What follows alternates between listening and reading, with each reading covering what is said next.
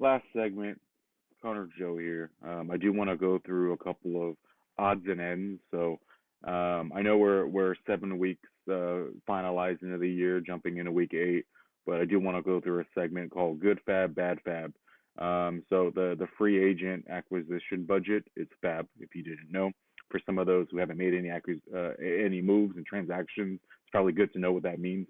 Um, but we'll look at all the bad transactions that people have made this year, spending money, throwing money like they don't give a fuck, and then the good money that we've spent, and then we'll take a look at the trades that went through.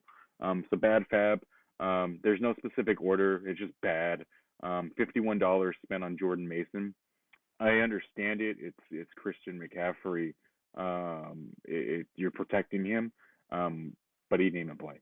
$51 down the drain. $75 on Zach Evans for the Rams. We all got bamboozled on that one. Thank you, Raquel, for putting the higher bid on that. We were all told that he's going to be the starting running back when Kyron Williams is out. Wrong. He didn't play. He sucked. He didn't play. Like he played special teams. That was it. So thank you for your $75 donation. We were also told that Amari DeMarcado, where the fuck his name is, for Arizona is going to be the starting running back. We knew there was a problem when we were told he was going to be the starting running back, and then Ingram was listed number 1 on the depth chart. Ashley, thank you for your $75 donation and throwing away some of your budget for DeMarcado, and thank you for releasing him right away too. $45 on Jaleel McLaughlin. Frank, thank you for your donation. Again, it's karma. But with that said, he had that one good week when Javonte Williams went out, and he hasn't done shit since. And then this one is kind of a sneaky one that I don't think a lot of people know about. But $50 donation, Deion Jackson, Bukaki. We were thinking when Jonathan Taylor was out, Deion Jackson was going to be the one to take the reins. Wrong. It was Zach Moss. Zach Moss took it. Deion Jackson's not even on the fucking Colts anymore. I think he's on the Giants. He can't even stay on the fucking team, let alone we thought he was going to start. That's bad fab. Good fab. We're taking a look at the money well spent. $55 deposit for CJ Stroud. While he hasn't started yet for Pops, or he might have, I don't know, I haven't fucking looked. You got Tua. But it's a good investment when Tua's brains are about to get scrambled pretty soon. Great pick. $45 for Kyron Williams from Mike. That was great. I heard the commissioner all the way when I was in Pittsburgh playing a game, screaming and yelling because he was upset that he wanted Kyron Williams. Great pickup. $5 deposit for the Cleveland Browns. Debug, great pickup. Great pickup. It didn't cost too much. $25 for Daniel Jones, Frank. That was great because essentially it cost you $25 to get Josh Jacobs. That's it. Karma. That's why you're 2-5. $15 for Kenneth Gainwell. That means that everyone else's donations, deposits, were pretty bad. So $15 Kenneth Gainwell. It's a good insurance policy for whenever DeAndre Swift goes down. Hopefully he does because the commissioner has him. But with that said, $15 is all it cost them. That's it. We're gonna take a look at that. That's good, Pep. We're gonna take a look at the trades that have gone through in this league and see who are the winners and losers in that one.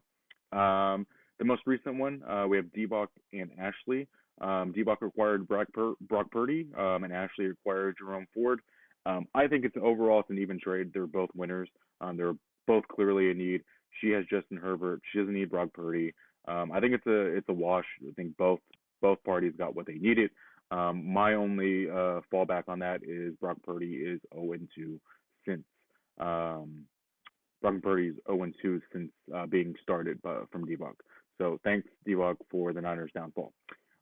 Then we take a look at Reyna acquiring Javonte Williams and Daniel Jones in exchange for Josh Jacobs.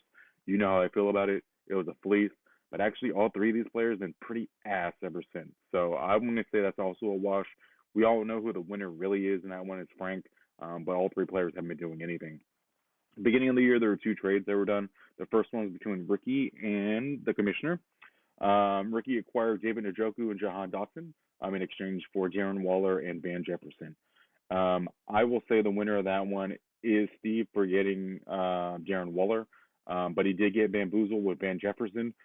We all thought that Van Jefferson was going to be the guy when Cooper Cup was out, and Jefferson was acquired as that insurance policy for Cooper Cup. So Steve did get the win with Darren Waller on that one, but it's pretty much of a wash. And then lastly, we have Michael Pittman was acquired from Steve for Steve in exchange for T.J. Hawkinson and Jameson Williams.